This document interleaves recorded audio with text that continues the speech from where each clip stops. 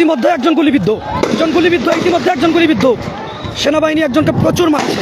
ইতিমধ্যে একজন গুলিবিদ্ধ, তার উপরে সেনাবাহিনী তাকে পিটাচ্ছে। একজন গুলিবিদ্ধ, সেনাবাহিনী তাকে পিটাচ্ছে। ইতিমধ্যে একজন গুলিবিদ্ধ, সেনাবাহিনী তাকে পিটাচ্ছে। শেষ, এরকম মানুষকে মারে না। একজন গুলিবিদ্ধ, সেনাবাহিনী তাকে পিটাচ্ছে। অ্যাকশন চলছে এই মুহূর্তে। মার দেখেন, দেখেন কি মার দিচ্ছে। একজন গুলিবিদ্ধ, সেনাবাহিনী তাকে পিটাচ্ছে। আমি যদি ভুল না করি মারা যাবে, মারা গেছে। আমি যদি ভুল না করি মারা গেছে।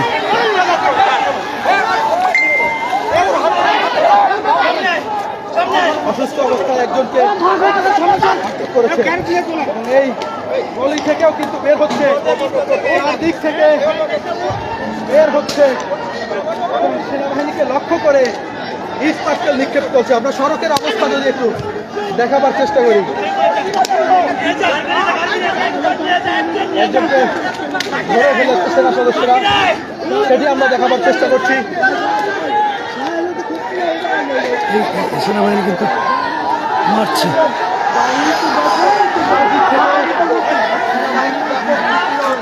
দেখেন কিভাবে মারছে সেনাবাহিনী, দেখেন কিভাবে মারছে।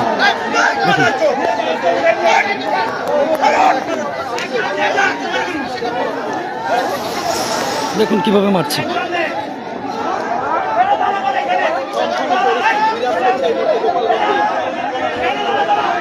পরিস্থিতি খুবই ভয়ানক, খুবই ভয়ঙ্কর পরিস্থিতি। শেষ। এই ছেলেকে বাঁচানো আমার মনে হয় সম্ভব না। এই ছেলেকে বাঁচানো যাবে বলে আমার মনে হয়।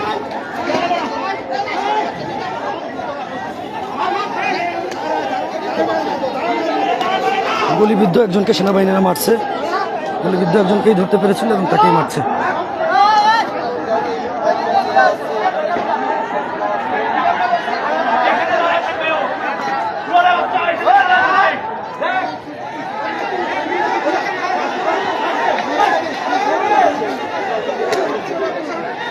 শেষ।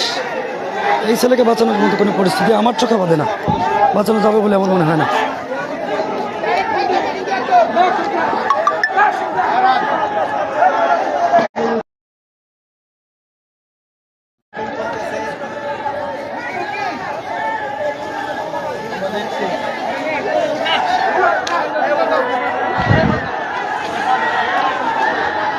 লক্ষ্য করে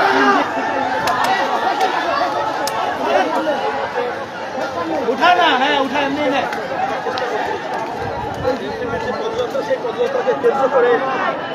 একজনকে কিন্তু ইতিমধ্যে সেনাবাহিনী গুলিবিদ্ধ একজনকে নিয়ে যাচ্ছে এবং দেখেন কি মার।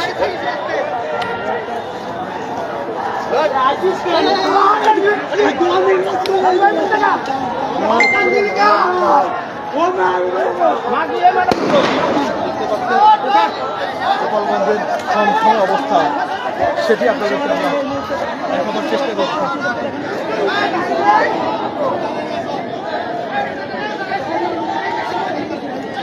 আন্দোলনকারীরা সড়ক অবরোধ করে রেখে দিয়েছেন। আলিয়া মাদ্রাসার ওখানে সড়ক অবরোধ।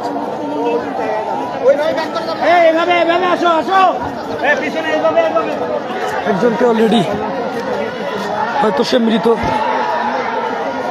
গুলিবিদ্ধ একজনকে উপর দেখেন।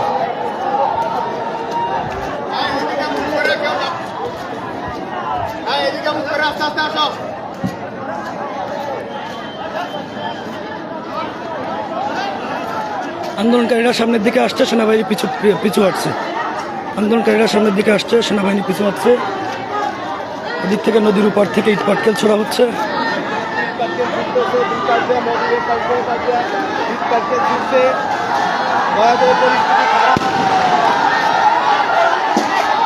সেনাবাহিনী আবার একজনকে পিটাচ্ছে, আবার একজনকে পিটাচ্ছে।